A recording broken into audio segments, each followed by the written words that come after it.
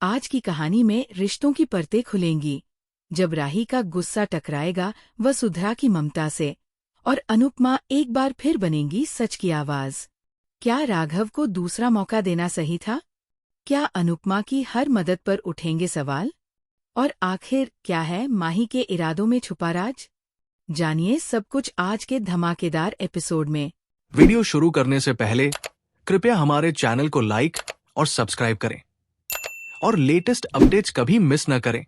इसके लिए bell icon दबाना न भूलें। अब चलिए वीडियो शुरू करते हैं। प्रेम अनु की रसोई में राही को आमंत्रित करता है, लेकिन वह एपिसोड की शुरुआत राही के वासुंधरा से सवाल करने से होती है कि उन्होंने राघव को जमानत पर क्यों छोड़ा। वासुंधरा समझाती है कि उन्होंने राघव को दूसरा मौका देने के लिए ऐसा किया, और कोठारी परिवार की दरियादिली की तारीफ करती है। पाराग भी राघव का समर्थन करते हुए कहता है कि वह अपनी सजा भुगत चुका है, लेकिन राही अब भी उसके खिलाफ है। बहाना बना देती है। प्रेम मजाक में कहता है कि वह अनुपमा से दूर नहीं रह सकती। राही कहती है कि वह किंजल से मिलना चाहती है और गोद भराई में शामिल होना चाहती है। प्रेम इशारा करता है कि एक दिन राही की भी गोद भराई होगी और उसे तैयार होने को कहता है। वो कहता है कि आज का दिन खास है। राही आशा करती है कि आर्यन ख्याति को माफ कर दे। आर्यन प्रेम का परफ्यूम और जैकेट मांगता है। राही और प्रेम उसकी तारीफ करते हैं और कहते हैं कि वह दोनों की अलमारी शेयर कर सकता है। इसी बीच गौतम माहौल बिगाड़ता है जब वो वासुंधरा को बताता है कि अनुपमा ने राघव को अनु की रसोई में नौकरी दी है। ये सुनकर वासुंधरा अनुपमा के फैसले और राघव से उसके रिश्ते पर सवाल उठाती है। राही अपनी माँ का बचाव करती है और सबको चेतावनी देती है कि वे अनुपमा को निशाना बनाना बंद करें। पाराग सभी से कहता है कि वे अनुपमा और राघव दोनों को अनदेखा करें। अनुपमा राघव के भविष्य की योजनाओं पर उससे बात करती है। राघव बताता है कि वह अपनी धम्बिये की पढ़ाई का इस्तेमाल अनु की रसोई को बड़ा करने में करना चाहता है। पारितोष भी राघव का धन्यवाद करता है कि उसने केस वापस ले लिया और अब वह उसके साथ व्यापार में काम करने को तैयार है।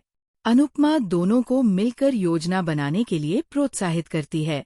बाद में कार्तिक अनुपमा को एक कार्यक्रम में कोरियोग्राफर बनने का न्योता देता है, जिसे अनुपमा स्वीकार कर लेती है। फिर वह रत्ना के घर गोद भराई समारोह में शामिल होती है। राही अनुपमा से नाराज हो जाती है कि वह राघव के साथ काम कर रही है। वह प्रेम से अपनी नाराजगी जाहिर करती है और कहती है कि वह लोगों को अपनी माँ के बारे में उल्टा सीधा बोलते नहीं सुन सकती, और प्रेम से कहती है कि वह अनु की रसोई आना बंद कर दे। इसी दौरान माही खुशी खुशी घर लौटती है, जिससे लीला और पाखी को शक होता है कि वह आर्यन को आकर्षित करने की कोशिश कर रही है और शायद ईशानी की जगह लेने की कोशिश कर रही है। वे गोद भराई में शामिल होकर उस पर नजर रखने का फैसला करती है। गोद भराई समारोह में अनुपमा को रत्ना के रिश्तेदारों की सवालों का सामना करना पड़ता है, जो उसके राघव के साथ रिश्ते पर तंज कसते हैं। राघव अनुपमा की मदद करता है और दोनों कैटरिंग का काम संभालते हैं। इसी दौरान किंजल पर एक हार चुराने का झूठा आरोप लगता है, लेकिन अनुपमा और राघव मिलकर उसकी बेगुनाही साबित करते हैं। अनुपमा सख्ती से माफी की मांग करती है और आखिरकार महिलाएं झुक जाती है। अनुपमा सभी को समझाती है कि उनका परिवार किस आर्थिक संकट से गुजर रहा है और वह अपनी बहू किंजल पर गर्व करती है। राघव अनुपमा की सच्चाई और मजबूती से प्रभावित होता है। दूसरी तरफ माही आर्यन से शादी करने और वासुंधरा की नजरों में चढ़ने का सपना देखती है, लेकिन परी को उस पर शक होता है। माही बताती है कि आर्यन ने उसे प्रपोज किया है, जिससे परी राही और प्रेम के लिए चिंता में पड़ जाती है। लीला रत्ना पर गुस्सा निकालती है कि उसने किंजल पर चोरी का आरोप लगाया, लेकिन राघव माहौल संभालते हुए पारितोष और किंजल को एक बिजनेस प्रेजेंटेशन दिखाने का न्योता देता है। लीला हैरान रह जाती है जब वो अनुपमा और राघव की बढ़ती साझेदारी को देखती है।